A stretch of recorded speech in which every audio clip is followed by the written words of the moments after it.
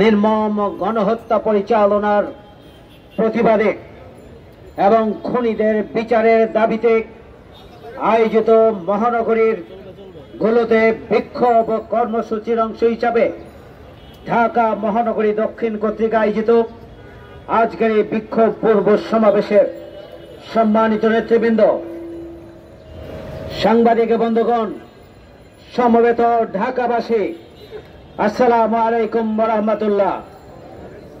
সংগ্রামী ভাই ও বন্ধুগণ, আপনারা জানেন মধ্যপ্রাচ্যের বিস্ফোরা, মধ্যপ্রাচ্যের ক্যান্সার, ইহুদিবাদী জায়নবাদী গোষ্ঠীর সেই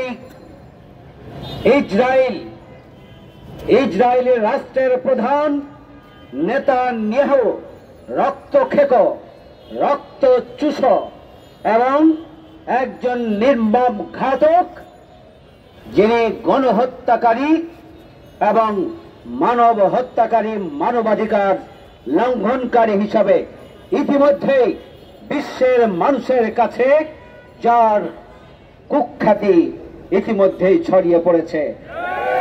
সেই নেতানিয়াহু যুদ্ধবিরতিতে সম্মত হয়েছিলেন। ফিলিস্তিনিদের সাথে ইসরায়েলের যুদ্ধবিরতি হয়েছিল। শান্তিকালীন সময়ে যুদ্ধবিরতি লঙ্ঘন করে আমাদের ফিলিস্তিনের গাজাবাসীদের নারী, শিশু, পুরুষ নির্বিশেষে গণহত্যা চালিয়ে একদিনে হাজারো অধিক মানুষকে তারা হত্যা করেছে।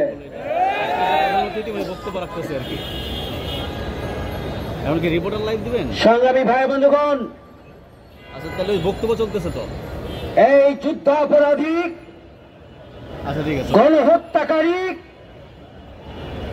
নেতানিয়াহুকে অবিলম্বে আন্তর্জাতিক আদালতের মাধ্যমে গ্রেপ্তারি পরোয়ানা জারি করে তাকে গ্রেপ্তার করতে হবে। অবৈধ রাষ্ট্র ইসরায়েলি রাষ্ট্রকে আন্তর্জাতিক আদালতে অবৈধ ঘোষণা করে এ রাষ্ট্র বিলুপ্তির জন্য আন্তর্জাতিক সম্প্রদায়কে এগিয়ে আসতে হবে। আমরা বিশ্ব মুসলিম উম্মার নেতৃবৃন্দের প্রতি আহ্বান জানাতে চাই, আপনারা সোচ্চার হন। আপনারা কোন আধিপত্যবাদী শক্তির দোসর হিসাবে ভূমিকা পালন করবেন না।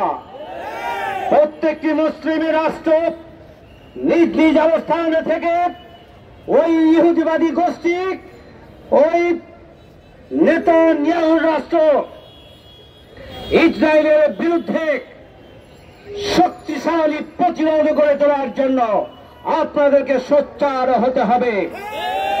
আপনাদের নিজ নিজ স্বার্থ ভুলে গিয়ে এবং পৃথিবীর বৃহৎ রাষ্ট্রগুলোর আপনারা পক্ষ বিপক্ষে সেই তথাকথিত খেলা বাদ দিয়ে ইমানের দাবি পূরণের জন্য, বাইতুল মুকাদ্দাসকে রক্ষার জন্য, উদ্ধারের জন্য ফিলিস্তিনবাসীর পাশে এসে দাঁড়াতে হবে। আর ওই নেতানিয়াহু আর ইসরায়েলি রাষ্ট্রের